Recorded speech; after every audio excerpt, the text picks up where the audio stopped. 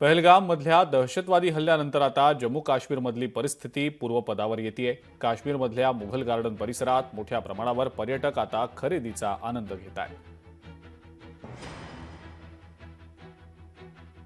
काश्मीरच्या मुघल गार्डन परिसरात पर्यटकांची आता गर्दी होताना दिसतेय आणि याच अनुषंगाने आता तिथली परिस्थिती पूर्वपदावर येतेय की काय असंच दिसतंय।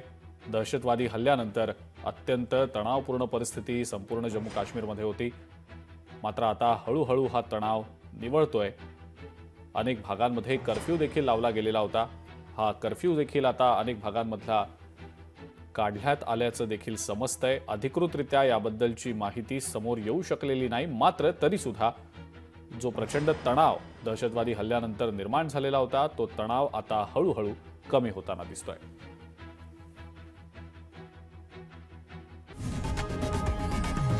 लोकशाही मराठी ऐका, पहा, जागरूक रहा।